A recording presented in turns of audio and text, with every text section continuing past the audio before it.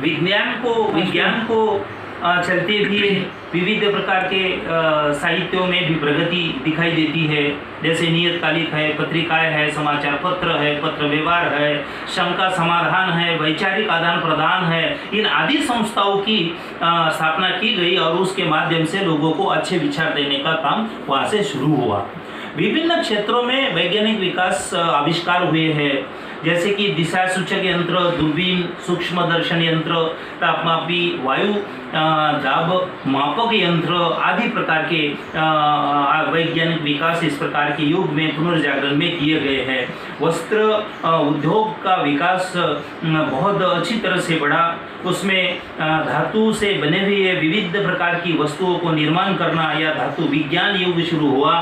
यंत्रों का उपयोग किस तरह से किया जाना चाहिए, इस प्रकार के युग में यंत्रों का विकास किया गया। और भौगोलिक खोजकर्ता भौगोलिक खोजे या भौगोलिक सुख वस्तु की अनेक प्रकार की खोज इस तरह की 13वीं से लेकर के 19वीं शताब्दी में हुआ है। इनमें बहुत सारे ऐसे वैज्ञानिक हैं, जैसे हम अपन नाम लेंगे कि मार्को पोलो, उसके बाद Ibn Battuta, Henry the Navigator, Bartholomew Dias, Christopher Columbus, जिन्होंने अपना एक मतलब किसी प्रकार के देश में या अमेरिका की खोज करने वाला उसे माना जाता है। वास्को द गामा ये भी भारत की तरफ आने का खोज किया।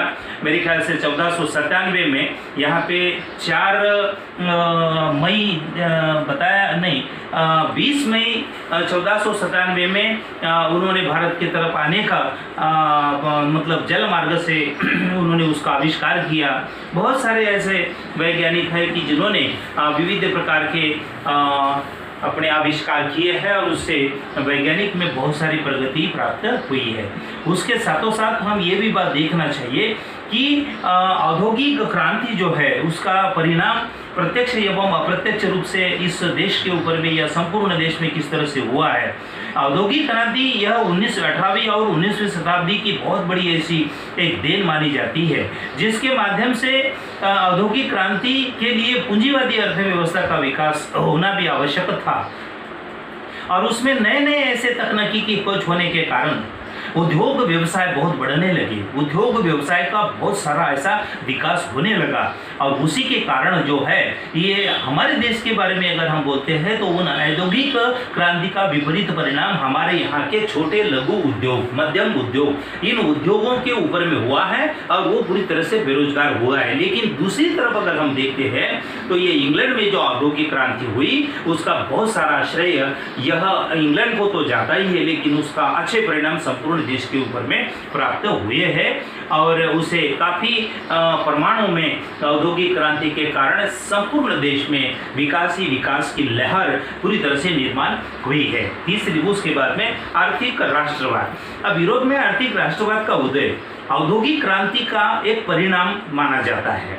आर्थिक राष्ट्रवाद में क्या होता है कि स्वयं के राष्ट्र आर्थिक विकास को प्रथम स्थान देने के साथ साथ अपने प्रतिस्पर्धियों को नाकाबंदी करने का भी इसमें एक महत्वपूर्ण भूमिका निभाई है।